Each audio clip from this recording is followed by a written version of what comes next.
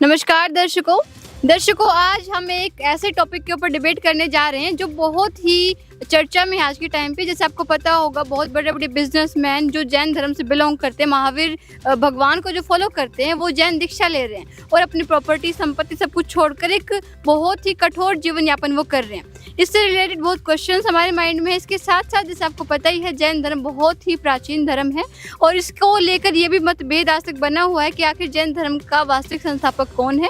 जो कोई कहता है कि जो ऋषभ देव जी थे वो प्रथम संस्थापक हैं, उनसे शुरुआत हुई, तो कोई कहता है कि भगवान महावीर जी ने उसकी स्थापना की है। तो आज हमारे साथ दो पक्ष है, एक तरफ संत रामपाल जी महाराज जी के अनुयायी हैं, तो दूसरी तरफ जैन धर्म के फॉलोअर्स। तो आज हमारे एक डिबेट यहाँ पे होने को जा रही है, जिसमें इनका पहले कुछ डिस्कशन हुआ है कि जिसकी भक्ति विधि सही होगी, दूसरा जो पक्ष होगा उसकी भक्ति को अपनाएगा, उसके बारे में जरूर विचार करेगा। तो आज की डिबेट को हम शुरू करते हैं। तो सबसे पहले हम आपसे जानना चाहेंगे, जैन धर्म से आप कुछ पूछना चाहते हैं, उनकी भक्ति जो अलग क्रियाएं हैं आम समाज से लेके? जी, सबसे पहले तो इसका शुरुआत कहाँ से हुई जैन धर्म के बारे में, इसके बारे में हम जानना चाहेंगे। तो जैन धर्म के संस्थापक कौन है, जो कंफर्म आपको पता हो, कहाँ से हुई, कैसे हुई, इसकी शुरुआत, इस बारे में बताइए। जी, जय जिनेंद्रिय। सबसे पहले तो मैं आप सभी को बताना चाहूँगा कि जो जैन धर्म की स्थापना है, अभी तक सभी यही मानते आए हैं कि जैन धर्म की स्थापना भगवान महावीर जी ने की, जबकि ये कथन सही नहीं है कि जैन धर्म स्टार्टिंग से चला आ रहा है और भारत का एक प्राचीन धर्म है। इसके जो संस्थापक थे, प्रवर्तक जिन्हें कहा जाता है, वो ऋषभ देव जी से यह धर्म आरंभ हुआ था। और उसके बाद हमारे जो 24 के तीर्थंकर हुए हैं, जिनका नाम भगवान महावीर जैन जी था, उन्होंने इस धर्म का प्रचार किया था। ये प्रचार पूरे भारत में फैला था और ये इकलौता ऐसा धर्म है जो अहिंसा को सबसे ज़्यादा महत्व देता है। हम लोग कोई भी हिंसा का कार्य नहीं करते हैं, साथ ही कम से कम चीज़ों का संग्रह करना और हमेशा सत्य बोलना और अहिंसा के मार्ग को अपनाया हमने। तो ये जैन धर्म जो है, ये एक अवधारणा रही है कि ऋषभ देव जी से स्टार्ट हुआ है, ऐसा नहीं है।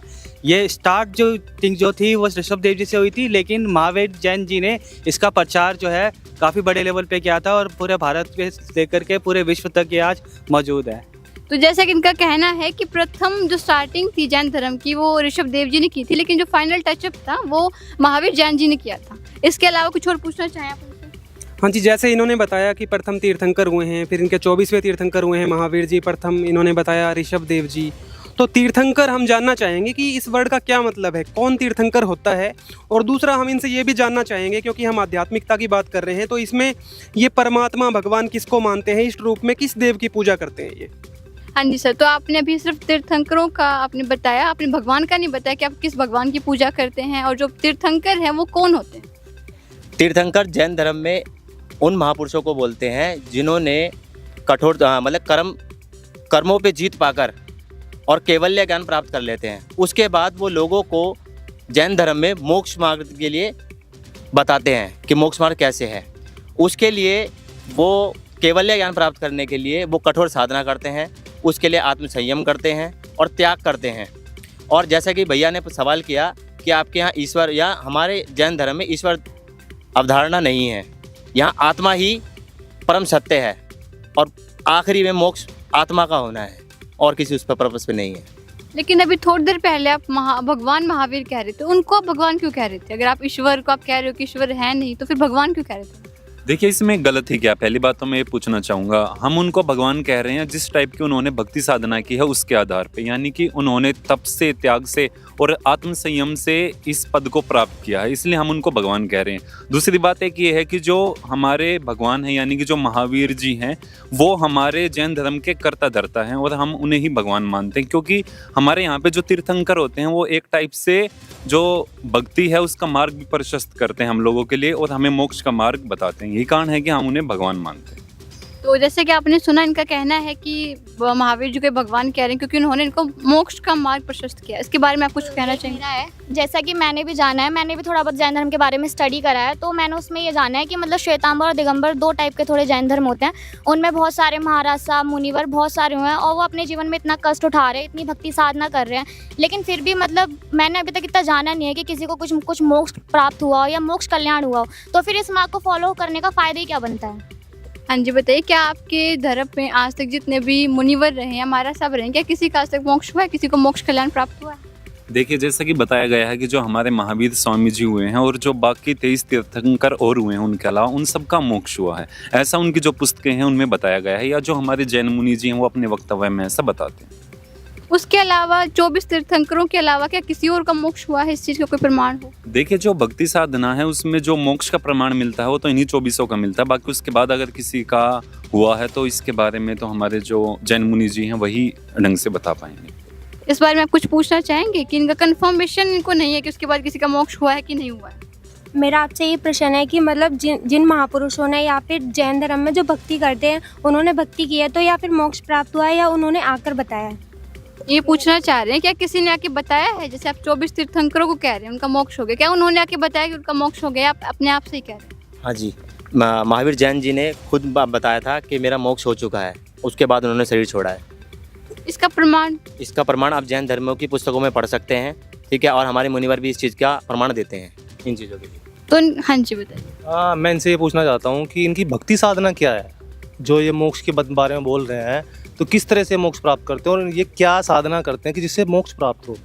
आपकी भक्ति साधना के बारे में बताइए कि कौन से मंत्रों का जाप करते हैं, क्या विधि है भक्ति? जैसा कि हम लोग नमोकार मंत्र का जाप करते हैं और जो भक्तांबर स्तोत्र है उसका नित्य रूप से पाठ करते हैं। इनसे हमारी जो भी दुख तकलीफें हैं वो मतलब कि नष्ट होती हैं और हमारे जो पाप कर्म हैं वो भी कम होते हैं इससे। तो ये नमोकार मंत्र का जाप करते हैं और भक्तांबर स्त्रोत का जो उसका सूत्र है उसका पाठ करते हैं, इससे इनके पाप करते हैं, ऐसा माना जाता है। नमोकार मंत्र का आपने बताया, इसका कहीं आपको ये पता है ये कौन सा शब्द, मतलब इसके बारे में कोई प्रमाण है आपके पास, या आप जो भक्ति साधना करते हो मुनिवरों ने आपको बताया हो, या आप जो जैसे हमारे गुरुजी संत रामपाल जी महाराज जो भक्ति विधि बताते हैं उसका उन्होंने प्रमाण बताया है गीता वेद शास्त्रों से, आपके मुनिवरों ने कोई प्रमाण बताया इस नमोकार मंत्र का? और इसके अलावा कोई पुस्तक हो जो आपके ऑथेंटिक हो, जैसे हिंदू धर्म में गीता वगैरह होते हैं, और जो आप मंत्र का जाप करते हैं उसका प्रमाण? जी देखिए, उसके प्रमाण के लिए तो हमें जैसे हमारे जैन मुनियों ने बताया है हम सिर्फ उसी को फॉलो करते हैं। ऐसी कोई सर्टिफाइड तरीके से हम लोगों के पास ऐसा हमने पढ़ा नहीं है अभी तक कि जहाँ पे इन मंत्रों के बारे में स्पष्ट रूप से बताया गया हो। लेकिन एक चीज़ और मैं आपको बताना चाहूँगा, नमोकार मंत्र के साथ साथ हम कुछ साधनाएं भी करते हैं जो कि बहुत कठिन है, जैसे कि अहिंसनीय हम हमेशा रहते हैं, हम कोई भी जीव हत्या नहीं करते हैं, साथ ही संयम की साधना रहती है, हम लोग जो है संयम का सदा पालन करते हैं। और इसके अलावा जो हमारे अन्य नियम है, जैसे कि हम अधिक से अधिक वस्तुओं का संग्रह नहीं करते हैं, कम से कम वस्तुओं को संग्रह करते हैं। और साथ ही हमारा जो आप सबसे अधिक यूनिक पाएंगे कि बाकी लोगों में आप देखेंगे वो हिंसा करते हैं, मीट खाते हैं, मांस खाते हैं, झूठ बोलते हैं, वो सब चीज़ें हम नहीं करते हैं। मंत्र जाप के साथ साथ हमारी साधना में हमारे नियम भी रहते हैं, जिन नियमों का हम लगातार पालन करते हैं, और इन्हीं नियमों और इन्हीं मंत्र साधनाओं से हमें मोक्ष मिलेगा, ऐसा हमारे मुनिवर ऋषि जी बताते हैं हमें। सर लेकिन कुछ हमने ऐसे भी देखा है कि आपके धर्म के कुछ मुनिवर नंगे पैर जब वहाँ पे चल रहे हैं, तीर्थ यात्रा कर रहे हैं, तो नंगे पैर चलने की क्या जरूरत है? गाड़ी का भी तो यूज़ कर सकते हैं कोई दिगंबर अवस्था में, तो इस चीज़ की क्या आवश्यकता है? जैसा कि आपने बिल्कुल सही बात कही है कि हमारे जो जैन मुनि जी है वो जैसे एक स्थान से दूसरे स्थान पर जाते हैं तो कई बार पैदल ही चले जाते हैं, और उसके लिए वो क्या करते हैं कि नंगे पैर चलना वो ऐसा इसलिए था कि कोई भी जीव हिंसा उनके पैरों के द्वारा। हमेशा नंगे पैर चलते, पैदल चलते हैं, और कई बार या कभी कभी चलते हैं, मतलब हमेशा या कई बार चलते हैं? जिन्होंने व्रत धारण कर रखा है वो चलते हैं, बाकी जो गृहस्थ जीवन में है वो इस तरीके के रूल कम ही फॉलो करते हैं। तो इससे क्या लाभ, खुद को कष्ट देके क्या लाभ? जी देखिए, क्योंकि ये एक टाइप से ना तप होता है, जैसा कि तप के बारे में आपके हिंदू धर्म में भी काफ़ी ज़्यादा प्रचलन में है, तो ये एक तप बन जाता है। तो आपने जैसे इनकी भक्ति क्रिया के बारे में जाना, तो इसके बारे में आप कुछ कहना चाहेंगे? आप अपनी भक्ति क्रियाओं को कोई प्रमाण देना चाहेंगे? मैं ये जानना चाहूँगा, जैसे जैन धर्म के बारे में कुछ पुस्तकें हमने पढ़ी, कुछ मित्र भी हैं, तो उनसे जानने को मिला कि जो स्त्रियाँ हैं उनको इस मार्ग में मोक्ष प्राप्त नहीं हो सकता। क्या ये सच है? अगर नहीं हो सकता तो उसका कारण क्या है? हाँ जी बताइए। हाँ, क्योंकि जो इतना जो तप मुनिवर करते हैं या फिर जो संघर्ष करते हैं पूरे अपने उसमें सब कुछ त्याग देते हैं, स्त्रियां भी वैसे ही करती हैं, वो भी बिल्कुल सेम दिनचर्या उनकी भी ऐसे ही पालन करती हैं जो मुनिवर होते हैं या महाराज साहब होते हैं, उन महाराजा होती हैं, मतलब स्त्रियां भी उसी तरीके से पूरे उनके पदों पर चल के उनकी तरह ही सारा आचरण करती हैं, तो उनका मोक्ष क्यों नहीं हो सकता? क्या ये सच है कि स्त्रियों का मोक्ष नहीं हो सकता? हाँ जी, ये बिल्कुल सच है। हमारे मुनिवर बताते हैं क्योंकि जो फीमेल्स होते हैं तो उनको मेंस्ट्रुएशन और प्रेगनेंसी की प्रॉब्लम्स रहती है, इसलिए उस टाइम पीरियड के लिए हमें वहाँ पे अलाउड नहीं होता है जाने के लिए। और हमारे मुनिवर बताते हैं कि हम सिर्फ पुरुष रूप में ही, पुरुष शरीर में ही हम मोक्ष प्राप्ति कर सकते हैं, और स्त्री के रूप में नहीं प्राप्त कर सकती। हाँ, ये हो सकता है कि एक स्त्री बन के हम जितने ज़्यादा हो सकते हैं पुण्य कमाई कर सकते हैं, तो उससे क्या होगा, हमारा अगला जन्म पुरुष के रूप में होगा और तब हम अपना मोक्ष कल्याण प्राप्त कर लेंगे। मतलब इस चीज़ की गारंटी है कि इस जन्म में आपका मोक्ष हो ही नहीं सकता। हाँ जी, हमारे मुनिवर तो इसी तरीके से बताते हैं। क्या संत रामपाल जी महाराज जी भी कुछ ऐसे ही करवाते हैं कि सिर्फ पुरुषों का मोक्ष हो सकता है? नहीं, हमारे गुरुजी जो साधना बताते हैं वो चाहे पुरुष करे चाहे स्त्री करे, सबका मोक्ष संभव है। हमारे गुरुजी तो जैसे द्वापर से एक उदाहरण है, इंद्रमती नाम की भगत हुई हैं और वो भगतमती जो है कबीर साहब के शिष्य हुई और उनका मोक्ष हुआ। ऐसा प्रमाण हमारे जो है शास्त्रों में मिलता है, हमारे गुरुजी दिखाते हैं। तो स्त्रियों का भी मोक्ष हो सकता है। जो ये साधना कर रहे हैं ये शास्त्र अनुकूल नहीं है, इसलिए ये वाले जो है मोक्ष का मार्ग है ही नहीं। आप देखो, सभी परमात्मा के बच्चे हैं, कोई स्त्री पुरुष परमात्मा, सभी कहते हैं कि एक भगवान है, तो उसके लिए स्त्री पुरुष सब समान होने चाहिए, क्योंकि भक्ति मार्ग ही देना, भक्ति मार्ग तो परमात्मा सभी के लिए समान होता है उसका। तो इसमें तो बिल्कुल ये बहुत गलत लगता है कि भाई हम आप स्त्री, उनका मोक्ष नहीं हो सकता।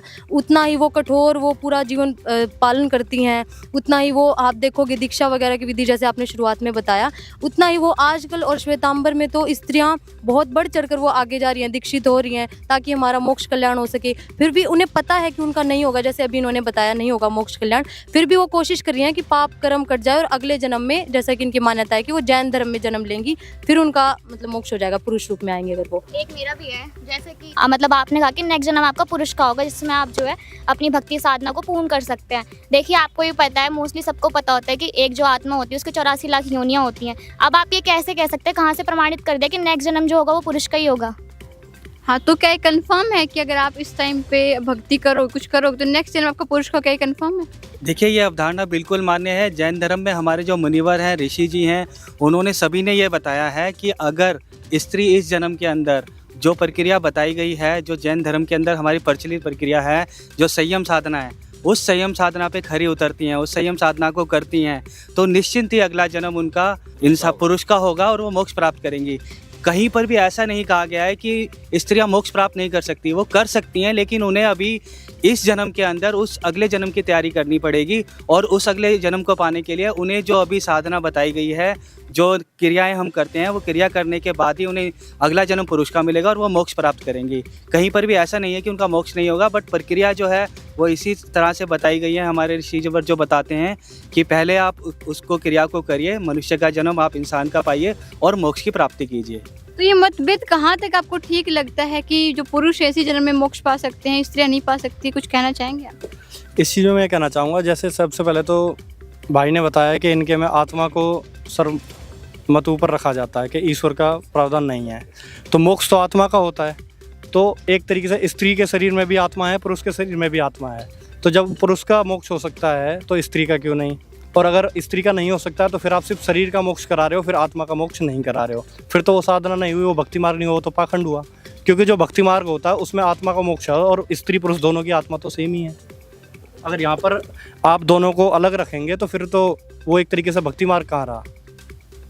तो इनका कहना है कि आपकी जो भक्ति क्रियाएं हैं जो आप कर रहे हैं पाखंडवाद है, क्योंकि आत्मा तो सब में सेम है ना। हाँ जी, ये मैं जो हमारे मुनिवर बताते हैं उसके अकॉर्डिंग जो स्त्रियाँ होती है, तो जिस टाइम वो मेंस्ट्रुएट करती है उस टाइम पीरियड पे बहुत ज़्यादा हिंसा होती है। और ये जो हमारे जो मुनिवर बताते हैं अहिंसा का मार्ग है जो जिस पे हमें चलना है, और उसी से जो है हमारा मोक्ष आगे हो पाएगा।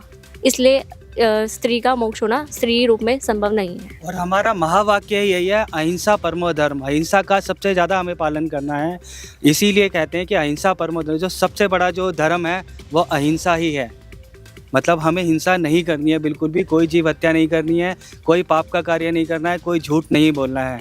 तो परम वाक्य जो हमारा वो है अहिंसा परमो धर्म। हम आपसे जानना चाहेंगे, जैसे इनका कहना है कि जैन धर्म में अहिंसा को सबसे ज़्यादा महत्व दिया जाता है कि अहिंसा परमो धर्म है इनका, क्या संत रामपाल जी महाराज भी इसके बारे में कुछ बताते हैं?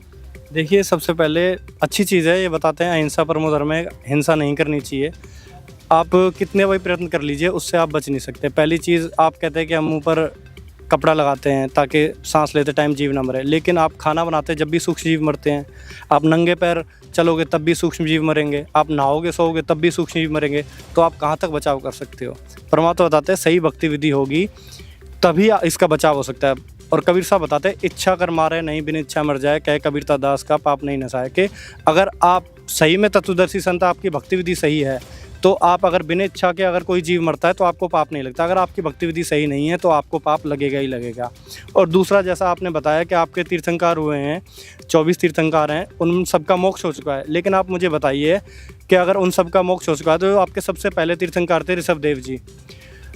उन्होंने सबसे पहले क्या करा, अपना राज त्यागा, अपने भाई से आज्ञा ली थी कि मैं अब निर्वाण के लिए जाना चाहता हूँ, ज्ञान के लिए। उन्होंने किसी को गुरु नहीं बनाया था, ठीक है। उसके बाद जो उनके पोते थे मारीची, उनको उपदेश दिया था। तो मारीची इतने समय तक जन्म लेते हुए आए, लास्ट में फिर उन्होंने महावीर जैन जी का रूप में अवतार लिया। उसके बीच में उनके अनेकों जन्म हुए थे, पेड़ के हुए, आपके अन्य जीव जंतुओं के हो गए, गधे बने, कुत्ते बने, इस तरीके से आपकी पुस्तक में ही लिपिबद्ध है। तो मैं जानना चाहूँगा, जो सबसे पहले जो शिष्य थे आपके पहले तीर्थंकर के, ऋषभदेव जी के मरीची जी, वही 24वें तीर्थंकर बने।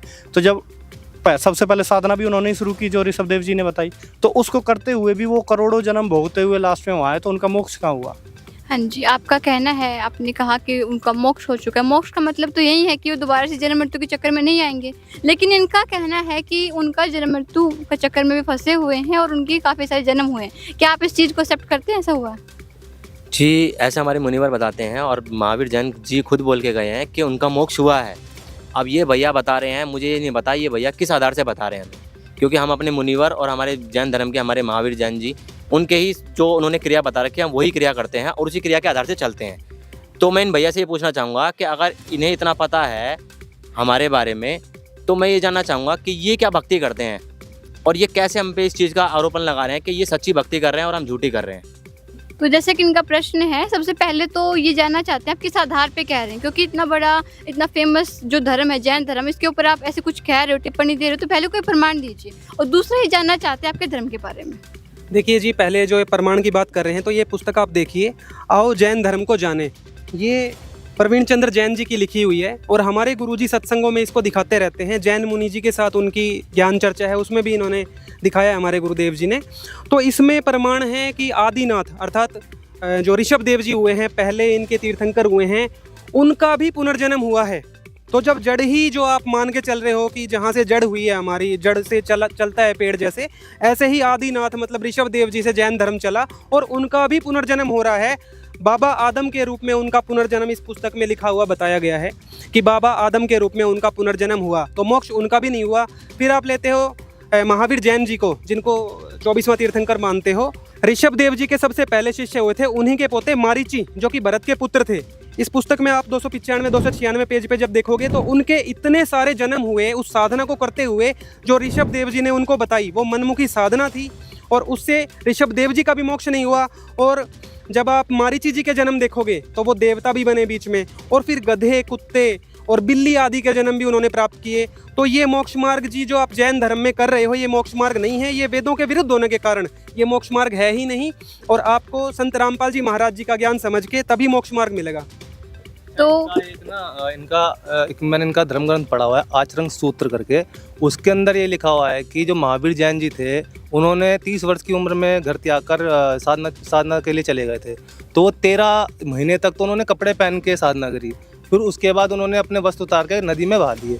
फिर उसके बाद उन्होंने 12 साल तक तप किया, घोर तप किया, वो भी नग्न अवस्था में। तो पहले जो उन्होंने किया 13 महीने वो वस्त्र पहन के किया, फिर उसके बाद 6 महीने जो 12 साल किया वो नहीं वस्त्र किया। तो उनको किसी ने बताया था या किसी गुरु ने बताया या उनके कोई गुरु थे जो कि ऐसे नहीं करना है, ऐसे करना है, क्या इसका आप प्रमाण दे सकते हैं? क्योंकि ये तो मनमाना आचरण हो गया, पहले उन्होंने ऐसे किया फिर उन्होंने नहीं वस्त्र किया। तो ऐसा कहीं लिखा था कि जो उन्होंने ऐसा किया? आपकी धर्म ग्रंथों में हमने पढ़ा हुआ है। इसका क्या आधार है कि उन्होंने इस तरीके से अलग अलग तरीके से उन्होंने से भक्ति की? देखिए, सबसे पहले तो मैं इनकी एक बात का विरोध करना चाहूँगा कि जो ये कह रहे हैं कि महावीर जैन जी का और जन्म हुए, पेड़ों के हुए, या ये बता रहे पशु योनि में गए, मैं इस बात का घोर विरोध करता हूँ और हम इस बात से बिल्कुल भी सहयोग नहीं रखते हैं। जो बात इन्होंने बताई, इस बात का हम ऑब्जेक्शन रेज करते हैं कि आप हमें इस बात का प्रमाण सहित बताइए। या ये बात हमने आज तक कभी नहीं सुनी है। हमारे ऋषिवर जितने हुए हैं, हम जन्म से जैन धर्म का पालन करते हुए आए हैं, परंतु आज जो बात आपने बताई है इसका हम विरोध करते हैं। आप हमें प्रमाण सहित बताइए ये बात कहाँ पर लिखी है। सर, सिर्फ कहने से बात नहीं बनेगी, आप दिखाइए कहाँ लिखा है। बिल्कुल अच्छा लगा, भाई को क्रोध भी आ रहा है, कोई इसमें दिक्कत नहीं है। देखो, जिस चीज़ को वो मान के चल रहे हैं कि उनका भी मोक्ष हो जाएगा जब उनके तीर्थंकर जी का हो चुका है, और अब हम बता रहे हैं कि मोक्ष तीर्थंकर जी का नहीं हुआ, तो बुरा लगना लाजमी है, पर हम आपको प्रमाण दिखाएंगे। ये पुस्तक है आपकी आओ जैन धर्म को जाने, ठीक है जी। इसमें आप पेज नंबर 296 और 295, 294, 296 पेज पे आप पढ़ोगे तो आप बस इतना सा पढ़ लीजिए। ये प्रकरण निशान लगा के हमने बताया है, कैमरा पे भी हम दिखा देते हैं। और उनके पशु योनि में, वृक्ष योनि में, स्त्री योनि में, पुरुष योनि में बहुत सारे जन्म हुए मारीची जी के, जिन्होंने जैन साधना सबसे पहले ऋषभ देव जी से ग्रहण करी। जब उनके इतने जन्म हुए, आप कह रहे थे कि ऋषभ देव जी का जन्म हुआ, वो भी आप जानना चाहते हैं। महावीर जैन जी का तो ये आपको दिखा दिया, अब आप ऋषभ देव जी का देखिए, इसी में बताया है। ये देखिए जी, प्रश्न नंबर 154। तो इसमें इस्लाम धर्म में भगवान आदिनाथ अर्थात जिनको आप ऋषभ देव जी कहते हैं, उनको क्या माना गया है? तो बाबा आदम उन्हीं को माना गया है, अर्थात बाबा आदम के रूप में उनका पुनर्जन्म आपके धर्म में माना गया है। तो आपको ये पुस्तकें पढ़नी चाहिए, अपने मुनिवरों से आपको सवाल करना चाहिए जो आपको भ्रमित ज्ञान दे रहे हैं। आप ये पुस्तकें पढ़िए और संत रामपाल जी महाराज जी का ज्ञान बिल्कुल प्रमाणित है, उसी से मोक्ष होता है जी, वो वेदों के अनुसार है। तो जैसे कि इन्होंने आपको पुस्तक में से दिखाया, अब आप क्या कहना चाहेंगे? जैसा कि जी इन्होंने पुस्तक में से दिखाया, लेकिन जो हमारे जैन मुनि हैं यानी कि श्री विजय धर्म धुरंधर सुदेश्वर जी महाराज, उन्होंने बता रखा है कि जितने भी तीर्थंकर हुए हैं उनका पुनर्जन्म नहीं होता। इसी लिहाज से अगर उनका पुनर्जन्म नहीं होता तो जो बात ये बता रहे हैं मैं इसका खंडन करता हूँ। इनका कहना है कि इनके खुद के जो मुनिवर हैं, जो मुनि हैं, वो कह रहे हैं कि पुनर्जन्म होता है, लेकिन पुस्तक में लिखा हुआ है, फिर भी वो एक्सेप्ट नहीं कर इस बारे में। देखिए जी, अगर एक्सेप्ट करना ही नहीं है, एक तो हम प्रमाण मांगते हैं किसी चीज़ का कि भाई प्रूफ दे दो, जब प्रूफ आपके सामने है। इसके अलावा जैन संस्कृति कोश में आप देखोगे उनके जो हैं शिष्य हुए हैं मारीची जी के बारे में और आपको जानकारी मिलेगी। आपकी पुस्तकों में ही ये विवरण मौजूद है। अगर आपके धर्मगुरु आपको नहीं बता पा रहे हैं तो वो उनकी गलती है और आपका जीवन नष्ट हो रहा है इसी पाखंड साधना में चलते हुए। क्योंकि पाखंड साधना क्यों कहा वो भी आप देख लीजिए, पेज नंबर 296। श्री महावीर भगवान के जीव ने कितने पाखंड मत चलाए? उनका लिखा है 363 पाखंड मत चलाए। जब उन्होंने 363 पाखंड मत चलाए, जिसका मतलब है पाखंड मतलब शास्त्र विरुद्ध साधना, मनमानी साधना, जिसे गीता जी अध्याय 16 श्लोक 23-24 में बिल्कुल खंडित किया हुआ है कि उसको करने से मोक्ष तो क्या किसी सुख की प्राप्ति भी नहीं हो सकती। और उसी के आधार से जो है मारीची के, ऋषभ देव जी के और आप महावीर जैन जी के भी अगर आप देखोगे, इनके पुनर्जन्म होते रहते हैं, इनका कोई मोक्ष नहीं हुआ है, आपका भी नहीं हो सकता इस पाखंड साधना से। तो जैसे कि इन्होंने अब तो आपकी पुस्तक में से प्रमाणित बताया, अब आप क्या कहना चाहेंगे? देखिए, हमने जो आज देखा वो कुछ नया था, हम इसको घर जाके अपना क्रॉस चेक करेंगे। ये सभी किताबें हमारे पास भी हैं और जो इन्होंने आज ये बात बताई ये नई बात थी। हम इसको देखेंगे, पढ़ेंगे, चेक करेंगे, अपने ग्रंथों से मिलान करेंगे। साथ ही मैं इनको एक चीज़ और बताना चाहूँगा कि सिर्फ इतना ही नहीं है, जो हम साधना कर रहे हैं ना, जो हम मंत्र साधना कर रहे हैं, नमोकार मंत्र का जाप कर रहे हैं और जो हम अपनी साधना कर रहे हैं, हम अपना संयम बरतते हैं, सारी चीज़ों से, इससे मोक्ष निश्चित है हमारा और यह मोक्ष मिलना तय है। जो साधना उन्होंने करी है वही साधना हम कर रहे हैं, वही मंत्र साधना, वही संयम, ये सारी चीज़ों का हम पालन कर रहे हैं और हमारा मोक्ष निर्धारित है इस चीज़ के ऊपर। तो देखिए, तो अभी भी अपनी बात पे ही अड़े हुए हैं, कैसे इनका मोक्ष होगा? अब ये कह रहे हैं कि ये नमोकार का मंत्र करते हैं, लेकिन इनकी जो बुक है आओ जैन धर्म जाने, उसके 5वें पृष्ठ पर ही लिखा हुआ है कि ओमकार का मतलब ओम ही है। लेकिन हमारे गुरुजी संत रामपाल जी महाराज जी ये बताते हैं कि भगवत गीता के 8वें अध्याय के 13वें श्लोक में ओम इति एक अक्षरम ब्रह्म विवारण माम अनुसमण यह प्रत्यजंध्या स्याति परमांगतम, मुझ ब्रह्म का ओम मंत्र है। और जो इस ओम मंत्र का जाप करके क्या नाम है जो शरीर को त्याग गया वो मुझ ब्रह्म को प्राप्त होगा। और 8वें अध्याय के 16वें श्लोक में बोला है कि जो ब्रह्मलोक में जाते हैं वो पुनरावृत्ति में आते हैं, मतलब वो पुनर्जन्म में रहेंगे। तो इससे आपका मोक्ष है ही नहीं, ठीक है। और हमारे गुरुजी संत रामपाल जी ने बताया है कि मोक्ष का मार्ग क्या है, वो बताया है कि 17वें अध्याय के 23वें श्लोक में कि ओम तत्सत इति निर्देश है ब्रह्मण त्रिवृद्ध समर्थ है। तो वो कौन बताएगा? वो पूर्ण संत बताएगा। उसका ओम तो क्लियर है, तत् और सत सांकेतिक है। तत् और सत का जो मतलब है वो पूर्ण संत बताता है।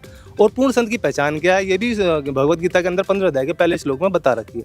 तो ये आपका मोक्ष का नहीं है। सर, ये तो आपने अपने हिंदू ग्रंथों से कंपेयर कर दिया ना, क्या उनके जो जैन धर्म, इनके ग्रंथों में कहीं पे ओम मंत्र के बारे में कहीं ऐसा बताया गया है? इनके ग्रंथों में आओ जैन धर्म को जाने प्रश्न नंबर 5 पे बताया गया है कि ओम का, ये जो नमोकार मंत्र इन्होंने ले रखा है, ये ओम का ही छोटा रूप है। और इसका जो ओम का फिर इन्हें पता, अगर मैं पूछूं इनसे, ओम आपको बताया हो आपके मुनिवरों ने, आप जो जाप करते हो वो किस भगवान का है, इसके बारे में आपको कुछ बताया उन्होंने? आप जिस मंत्र का जाप करते हैं किस भगवान का है, किसके लिए, किसको आप इष्ट रूप में पूज रहे हैं? देखिए, हमें जो ये मंत्र बताया गया ये मोक्ष की साधना है। हमें केवल इतना ज्ञान है कि इस मंत्र का जाप हमें दिया गया है और ये हमारी मोक्ष की साधना है। इस मंत्र का हम जाप करेंगे तो हमें निश्चित रूप से मोक्ष मिलेगा। देखिए, इस मंत्र के जाप से मोक्ष की प्राप्ति होगी, इस चीज़ पे ये अभी भी कॉन्फिडेंट है। मेरा एक क्वेश्चन है, ये इतनी देर से कह रहा है कि मतलब मोक्ष कल्याण होगा, ये जो अणोमकार मंत्र है, इससे मेरी एक फ्रेंड है, मैं उससे डिस्कशन करी थी थोड़ा जैन धर्म के बारे में, तो उसने ही मुझे बताया कि मतलब जो हमारे घर वाले हैं, जो उनके घर वाले हैं, तो वो श्वेतांबर दिगंबर मतलब थोड़े बिलोंग करते हैं। तो वो बता रही थी कि मतलब वो इतना कष्ट उठाते हैं भगवान को पाने के लिए, इतना त्याग करते हैं, कपड़े त्याग देते हैं, नंगे पैर चलते हैं, खाने को त्यागते हैं, खाने को सिर्फ एक टाइम खाते हैं वो लोग। इतना त्याग करने से मतलब उन्हें मोक्ष प्राप्ति होगी। लेकिन अभी भैया ने आपको डिफाइन मतलब बुक में से बताया था कि हाँ, आपके तीर्थंकरों का जब मोक्ष प्राप्त नहीं हो तो आपको कैसे हो सकता है, क्या लाभ मिल रहा है आपको, इससे नाम हो। एक और चीज़ है, ये जो साधना के बारे में बात कर रहे हैं, जो ये कठोर तप की बात कर रहे हैं, अगर आप भगवत गीता में देखोगे, हमारे गुरुजी संत रामपाल जी महाराज जी ने दिखाया है कि 17वें अध्याय के श्लोक 5 और 6 में कि जो मनमाना घोर तप करते हैं, जो कि इनके तीर्थंकरों ने करा और ये भी आज जो भी साधना कर रहे हैं जैन धर्म में करते आ रहे हैं, तो वो राक्षस स्वभाव के जानो उनको। तो ये गीता ज्ञानदाता ब्रह्म का वचन है कि उनको राक्षस स्वभाव के जानो। और वो जो हैं शरीर में रहने वाले देवताओं का जो वास होता है इस शरीर में, हमें मनुष्य शरीर जो मिला है इसको नर नारायण देह कहा है क्योंकि इसमें मुख्य देवताओं का निवास बताया गया है। तो उनको भी क्रश करने वाले हैं, दुखी करने वाले हैं, तो उससे जो है भगवान रुष्ट हो जाता है। इसीलिए इनको 84 लाख योनि में डाल के और कष्ट मिलते हैं। देखिए, इनका कहना है कि आपकी भक्ति से आप 84 लाख योनियों में जाएंगे, इसके अलावा ये आपकी भक्ति को अभी भी प्रमाणित नहीं मानते। तो मैं इनसे ये पूछना चाहूँगा, अगर ये हमारी भक्ति को प्रमाणित नहीं मान रहे, हम अहिंसा नहीं करते, तो मैं ये जानना चाहता हूँ इनसे, मेरा पहले भी ये सवाल था कि आप लोग क्या साधना करते हैं और आप अपनी साधना को कैसे सर्वश्रेष्ठ बताते हैं। जैसे मैंने हिंदू धर्म में देखा है, ये लोग हिंदू धर्म से बिलोंग करते हैं, मैंने हिंदू धर्म में देखा है कोई देवी देवता पूछता है, कोई मसाणी पूछता है, कोई कहीं जाता है, कोई कहीं जाता है। तो क्या वो लोग सही कर रहे हैं? अगर वो लोग सही कर रहे हैं या फिर ये लोग सही कर रहे हैं तो हमें पता तो चले कि कौन सही है। यहाँ तो हिंदू धर्म में ही बहुत मतभेद है, उस मतभेद को कैसे क्लियर करें। जैसे हम जैन धर्म में सिर्फ 2% पे रहते हैं। और जिस तरीके से भैया ने कहा कि एक पूर्ण संत के बारे में गीता जी में बताया गया है, तो उस पूर्ण संत की पहचान क्या है ये भी मैं पूछना चाहूँगा, क्योंकि हमारे जैन धर्म में जो हमारे जैन मुनि होते हैं उन्हीं को हम लोग पूर्ण संत मानते हैं। तो ये आपसे पूर्ण संत की पहचान के बारे में पूछ रहे हैं, क्योंकि जैन धर्म में तो वैसे देखा जाए तो बहुत सारे मुनिवर, उसमें तो कोई एक मुनि है ही नहीं, तो उसमें तो पूर्ण कैसे ढूंढ सकते हैं। भाई हमारे गुरुजी संत रामपाल जी महाराज सीधा सीधा हमारा को भगवत गीता बताते हैं कि भाई इसके 15 अध्याय का जो पहला श्लोक है ना, उसमें लिखा है ऊर्ध्वमूलम अधशाकम अश्वत्थम प्रावयम छंदासी यस प्रणाली यस वेद से विदित। जो संसार रूपी लटके वृक्ष के सभी विभागों को वेद के अनुसार बता देगा ना, वो तत्वदर्शी संत है। तो ये पहचान क्लियर कर रखी है। और 600 साल पहले कबीर साहब ने भी आकर यही बात बताई कि अक्षर पुरुष एक पेड़ है, अक्षर पुरुष बाकी डार, तीनों देवा शाखाएं पातरूप संसार। और ये गीता जी 15 अध्याय के 16वें श्लोक में मतलब संस्कृत को उलझा कर रख रखा कि जैसे 16वें श्लोक में बोला दोमी पुरुषो लोके क्षर अक्षर अक्षर 6 क्षर सर्वाणी भूतानी कुछ अक्षर उच्चते, मतलब उसमें भी बताया कि अक्षर और सरपुरुष के बारे में बताया है। लेकिन उत्तम पुरुष तो अन्य परमात्मा में इति उदार थे। वो 17वें श्लोक में हमारे गुरुजी संत रामपाल जी महाराज क्लियर कर दिया वो कौन है, वो कबीर साहब है, वो वेदों में कैसे कैसे मिलता है ये भी क्लियर कर रखा है। तो आप हमारे गुरुजी संत रामपाल जी महाराज जी का सत्संग सुने, आपको सब क्लियर होगा एक एक करके। देखिए, ये तो अपने अपने पॉइंट्स पे भी बैठे हुए हैं। इनका कहना है कि जैन धर्म के अनुसार जो मुनिवर भक्ति बता रहे वहीं से हम वहीं करेंगे। इनका कहना है कि गीता के अनुसार हमारे गुरुजी ने जो भक्ति बताई है वहीं से। तो हम एक ठोस प्रमाण जानना चाहेंगे, आपके पास कोई हो कि जिससे हमें पता चले कि किसकी भक्ति सही है। एक चीज़ और हम ऐड करना चाहेंगे, जो ऋषभ देव जी की स्टोरी है एक बार वो बता देते हैं। हमारे गुरुदेव महाराज जी ने बता रखी है, जो सूक्ष्म वेद में बताई गई है कि ऋषभ देव के आइया कभी नामे करतार, 9 योगेश्वर में रम्या और जनक विदेही उद्धार। कि परमात्मा अच्छी आत्माओं का उद्धार करने के लिए बार बार पृथ्वी पे आते हैं। तो ऋषभ देव जी बहुत अच्छी आत्मा थे, राजपद को प्राप्त थे और नाभिराज जी के पुत्र हुए थे। तो उन्होंने जो है जब कबीर परमेश्वर का ज्ञान सुना, परमेश्वर उनको संत रूप में आके मिले और कवि ऋषि अपना नाम बताया उन्होंने उनको। तो जब ऋषभ देव जी ने उनका ज्ञान सुना तो उनको जो है संसार से मोह भंग हुआ था, वहीं से जैन साधना उनकी शुरू हुई थी। उन्होंने फिर परमात्मा से साधना तो नहीं ली, परंतु परमात्मा से प्रेरणा पाके तभी उन्होंने सांसारिक चीज़ों को त्यागा था, अपने राज को त्यागा। परंतु वेदों को, पहले वेदों के अनुसार ही सब साधना करते थे। वेदों के अनुसार ओम मंत्र सबसे ऊपर माना जाता है। तो ओम मंत्र का उन्होंने जाप लिया और मनमानी साधना करने जंगल में निकल गए। उन्होंने जो है निराहार रहे, व्रत किया, जो कि गीता जी में मना है, जो वेदों का ही एक सूक्ष्म रूप माना जाता है। फिर उन्होंने तप किया, जिसमें जो आपको गीता जी में हमने बताया अध्याय 17 के श्लोक 5-6 में कि वो तो राक्षस स्वभाव की वृत्ति के लोग करते हैं तप, वो देवता उनसे रुष्ट हो जाते हैं। इस तरह की साधना करने के बाद उनको मोक्ष प्राप्त नहीं हुआ। क्योंकि जो उनकी साधना थी वो उन्होंने परमेश्वर से प्राप्त ना करके, वेदों के अनुसार साधना ना करके मनमानी साधना करी, और उस मनमानी साधना से उनका मोक्ष तो क्या, किसी का भी मोक्ष नहीं हो सकता। हाँ जी सर, तो आप क्या कहना चाहेंगे? देखिए, एक चीज़ तो बहुत सरप्राइजिंगली लगी कि इन्होंने ये बोला कि ऋषभ देव जी जो हमारे धर्म के प्रवर्तक माने जाते हैं जैन धर्म के, उनको कबीर साहिब जी आकर के मिले।